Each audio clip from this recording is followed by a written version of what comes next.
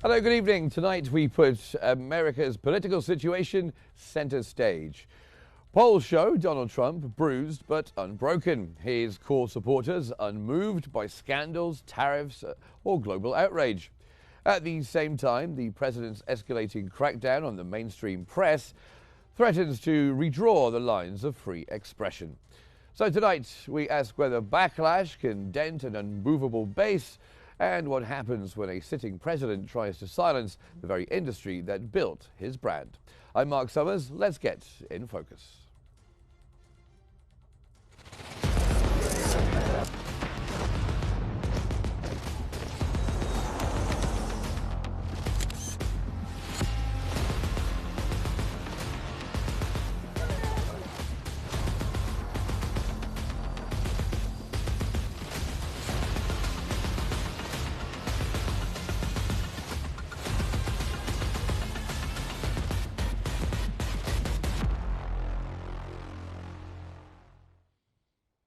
Good evening. The Financial Times cautions against celebrating Trump's sliding approval numbers. At 39%, the lowest 100-day score since World War II, he should look vulnerable.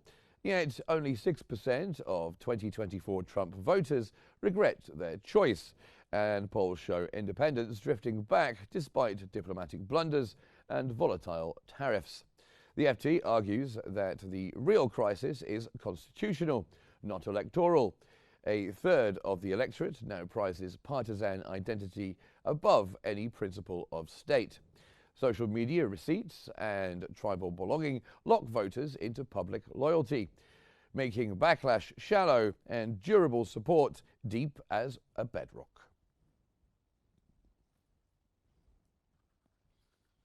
Now, joining us to discuss all these things is David K. Johnston, a Pulitzer Prize-winning investigative journalist and professor at Rochester Institute of Technology, and the author of The Making of Donald Trump, and also The Big Cheat, How Donald Trump Fleeced America and Enriched Himself and His Family. Welcome, Professor Johnston, to the program. We were meant to have you on last night, but we had white smoke, unfortunately, so we had to cancel the program. Was it a surprise to you to see that Donald Trump was not, in fact, elected Pope? Well, not in the least, but I think that his posting of that picture when he came under criticism was very revealing, because he then blamed it on his wife, Melania, because Donald doesn't take responsibility for things. If anything goes wrong, it's always somebody else's fault. Indeed. Well, let me ask you, why does this economic pain and the foreign policy chaos fail to really dent Donald Trump's poll ratings, even though other presidents with these kind of catastrophic events might be absolutely finished? Well, the economic damage isn't being felt yet. Right now, there are 0 cargo ships in the harbor at Seattle. There are going to be very few soon in Los Angeles, Long Beach, the biggest port in the U.S. But for now, there's plenty of goods on the shelves, and the 20 or 30,000 federal employees who have been fired, they're still collecting their paychecks. They will get them for a period of time before they're cut loose.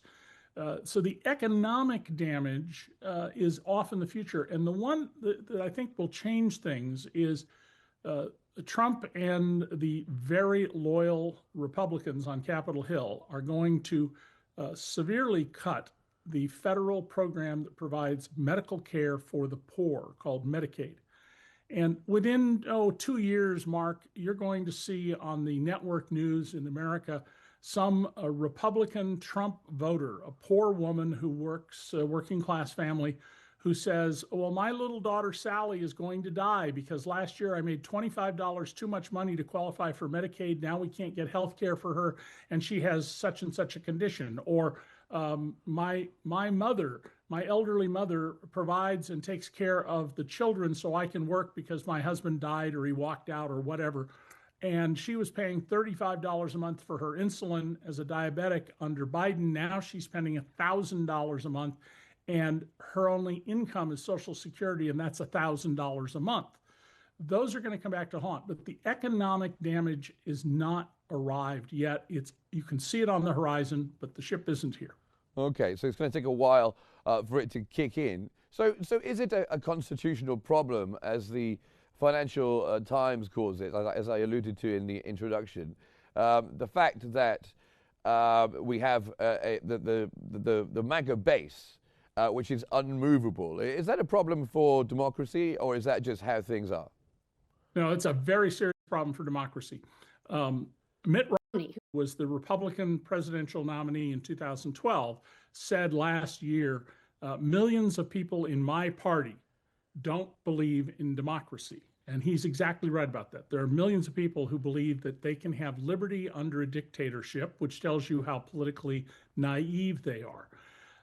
So that's one big problem. And I'm not surprised that the MAGA base, which is about 25% of the population, is solidly with Donald at the moment.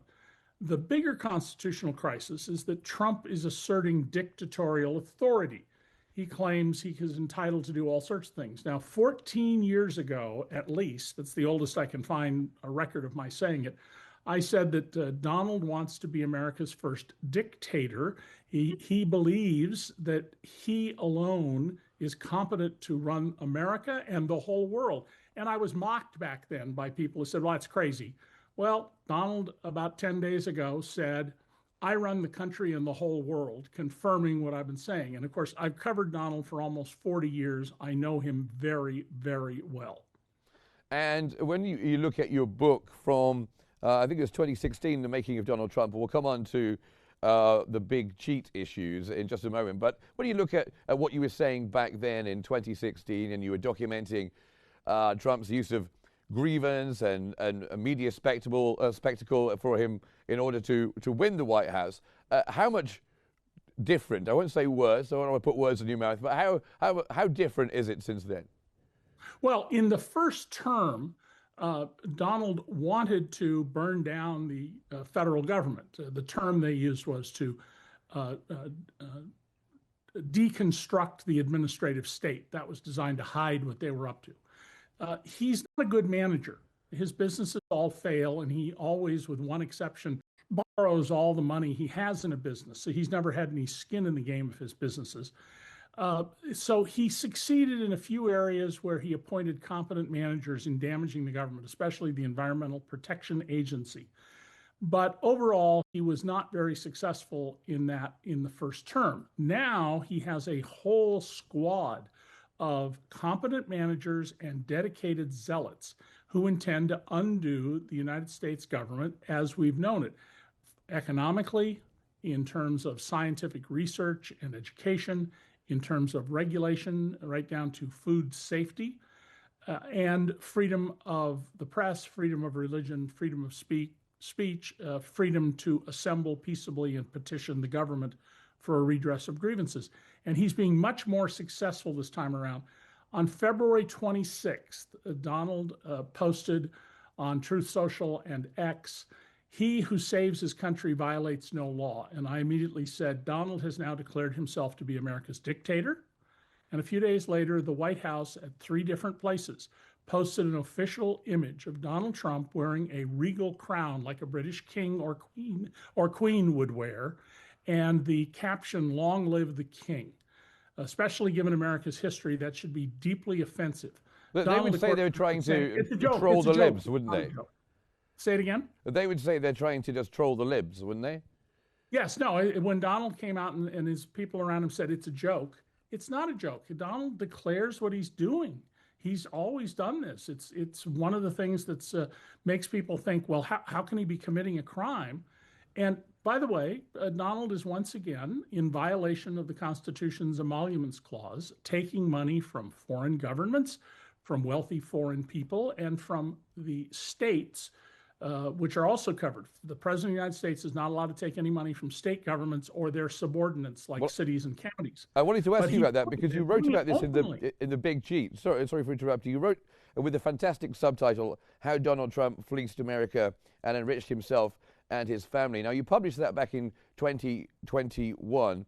Right. How much worse is it? And give us some examples, you were starting to there, of of the kind of things he's doing in just the first 100 days of his second term?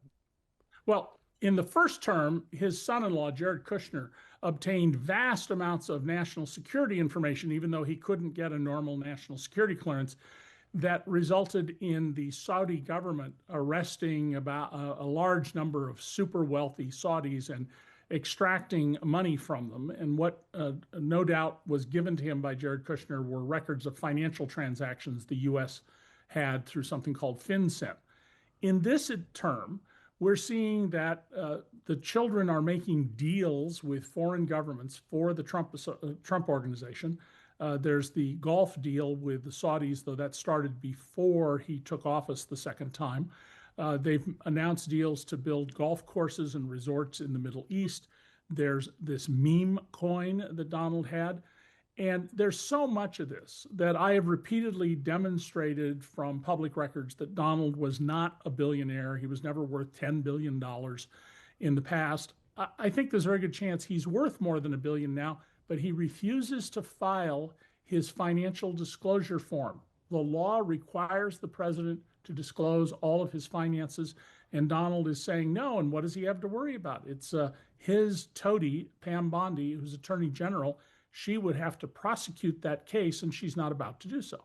Now if the courts or Congress, and it sounds unlikely, but were to bring him to heel a little bit and were to curb his agenda in some kind of way, would his base stay with him, or would it start to fragment a little bit? I think most of the hard MAGA base will be with Donald to the end. But the independents, you're seeing a little peeling off. And as you noted, some surveys are suggesting that the peeling off is being reversed. I think that's because the economic damage hasn't hit yet. But you're also seeing on Capitol Hill that many Republicans, looking at their own survey data, realize they are vulnerable in the 2026 elections. That's a third of the senators are up for election, and all members of the House of Representatives. So you're beginning to see some of the Republicans on Capitol Hill push back against Trump. For example, Senator Tom Tillis, a Republican from North Carolina who'd been a solid Trumper, said he could not support a guy named Ed Martin to be the United States prosecutor in the District of Columbia, in the nation's capital, because of all his praise and support for Nazis. Well, Donald bowed down. He backed off, and he's now appointed instead a Fox News host, a former prosecutor named Jeanine Pirro, who is well known for being drunk on the hair. But she's going to be the U.S. attorney now if the Senate will approve her. So you're seeing some splits occur among Republicans who do not want to lose in the next election. Well, it's certainly a colourful cabinet and getting more colourful. Please stay with us. We're going to come back in just a moment and talk a little bit about Donald Trump and the media. So, Professor Johnston, please do stay with us. A backlash that can't break the base leaves America wrestling with a new kind of political gravity. That gravity extends beyond ballots to broadcasting. The same president who fed on non-stop coverage now wields state power to reward loyal outlets and punish the critical ones, turning a decades-long media marriage into open war. Still with us is Professor Johnston. Just before I come to you, I want to talk about Politico, because Politico charts Trump's 50-year tango with the press, from Page 6 gossip to The Apprentice fame, now collapsing into revenge. Lawsuits against CBS and ABC, bans on AP reporters, and FCC probes into NPR and PBS show a shift from attention to domination, perhaps. Executive orders / public media funds, wire service pool seats are revoked, and press freedom groups warn U.S. rankings have hit record lows, while Trump elevates compliant platforms on Truth Social and on podcasts. As former Washington Post editor Marty Baron notes, the aim is to starve adversaries and feed allies, reshaping who informs the public. Now, back to Professor Johnston, whose recent columns detail Trump's independent legal blitz on independent journalism. Professor Johnston, you've called Trump's media offensive authoritarian power grabbing. Is there a line that he crossed after re-election that he hadn't crossed before? The principal line he crossed was saying, "You will not report words contrary to what I say," as in the Associated Press, a nonprofit news service, saying, "It's the Gulf of Mexico. You're calling it, Mr. President, the Gulf of America doesn't make it the Gulf of America," and then banning from the White House, shows how much Donald wants to bring the press to heel. Now, bringing the press to heel has been a major project of the American right since something called the Powell Memo, written by a very prominent and smart lawyer who later became a U.S. Supreme Court justice. And it was a plan for how to make business in charge and to vanquish unions, consumer groups, environmental groups, and especially news organizations. Secondly, Donald's $20 billion lawsuit, was a $10 billion lawsuit earlier, against CBS, is over absolute nonsense. He contends that the news report damaged his chances of being president when, of course, he won the election, so there's no harm. What he's trying to do is use that lawsuit to extract money as a settlement because Sherry Redstone, the controlling owner of CBS, is trying to sell the business. And this litigation is interfering with the sale. In addition, Trump's administration must approve the sale because CBS owns television stations that broadcast over the public airwaves. And so this is a totally inappropriate use of government power to control the press in violation of the First Amendment. And let me just note that there's only been one case in American history of a broadcast chain that had to shut down because it was putting out fake news and blacking people out of the news. And I'm the journalist who developed that case, presented to the public, and ultimately caused the second most profitable broadcaster in America to have to go out of business. And do you believe that these bosses, because they do have diverse portfolios, don't they? They don't just have these news businesses like Bezos with the Washington Post. They also have very diverse business interests. Do you blame them for capitulating to Trump? Well, you have a fiduciary duty when you are the head of a company. And the publisher of the LA Times, who's a billionaire cancer doctor and inventor, Jeff Bezos through Amazon, Sherry Redstone, CBS, all have to be concerned about their obligations to shareholders. On the other hand, they can stand up to Trump. And what we've seen is that where law firms stood up to Trump when he was saying, I'm going to ban you from defending anybody in the courts, which is an unconstitutional order, unless you give me up to $100 million of free legal services. Some of the firms bowed down and agreed, and some fought back, and the ones fighting back are being very successful in the courts. And if Sherry Redstone at CBS in particular said, we're not going to pay tribute to you, we are not going to be extorted by you, it might delay the sale of the company, but it's not going to harm her financial interests. She still has a highly profitable company that's keeping her in her multi-billionaire status. So a little more courage in the long run works better. Voluntary obedience to a dictator or wannabe dictator is the worst possible move. And for those people close to Trump, it's important to remember that the history of authoritarianism, which I've studied at great length, is that one of the first groups the dictator turns on are loyalists, because you have to make sure they're under your control. Now, the FCC chair, on a similar point, Brendan Carr, is reviving the news distortion probes that were last used in the 1960s. How strange is this a tool to be used in 2025? It's very bizarre.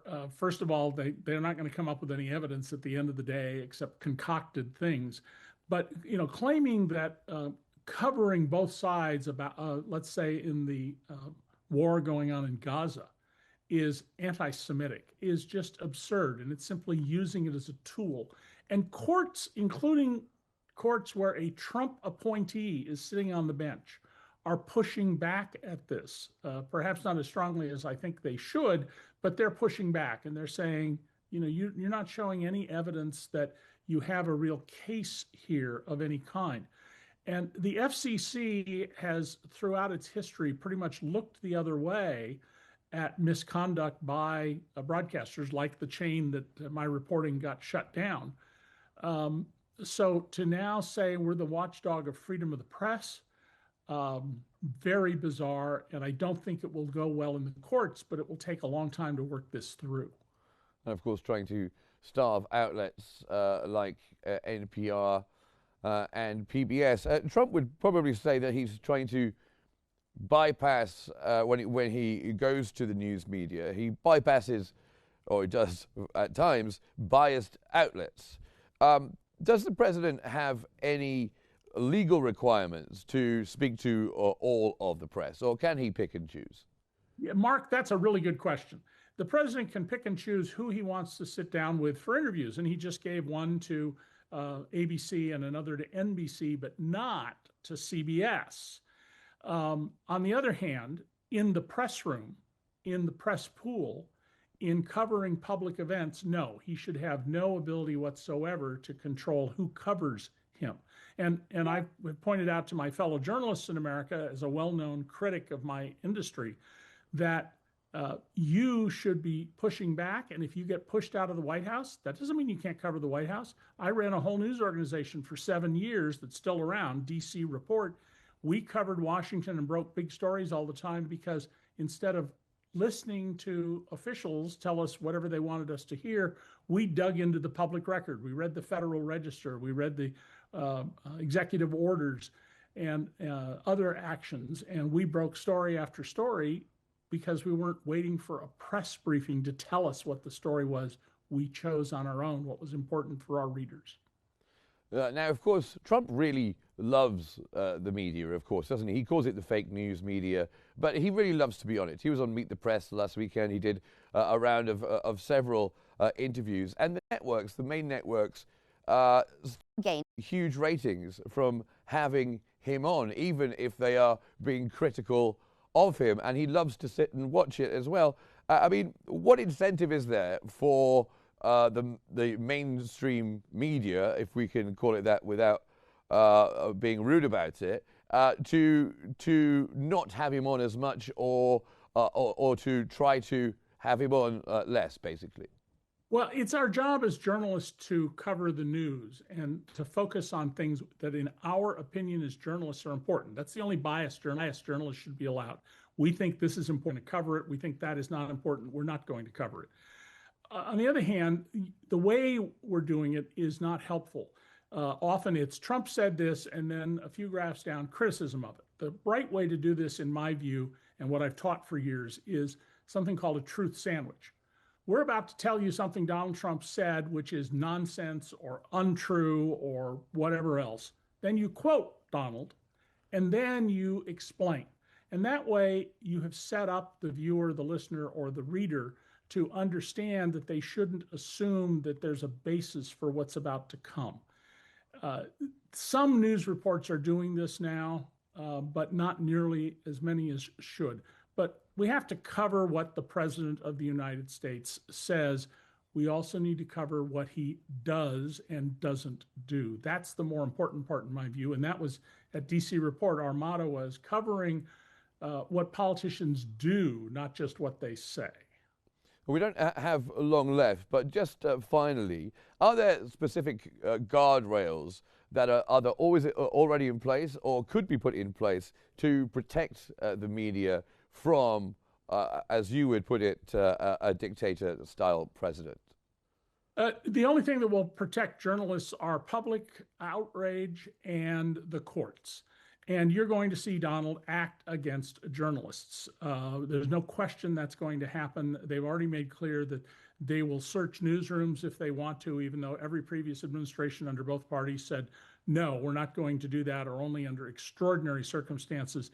There'll be efforts to arrest journalists for sure. And as the journalist Donald Trump has said he hates most in the entire world, I'm one of the people who may be subject to that. If I am, I am. But journalists should not cower. They should stand firm, be highly accurate, be careful, and think strategically on behalf of the public. Okay. Well, thank you very much indeed, Professor David K. Johnston, Pulitzer Prize-winning author and journalist. Thank you very much. A pleasure to talk to you here on Q News. Thank you very much. Now, a resilient base and a silenced press, twin pillars of power in today's Washington. Whether the American experiment endures may hinge on how voters and journalists confront both forces. Let's keep the world in focus. Until next time, good night.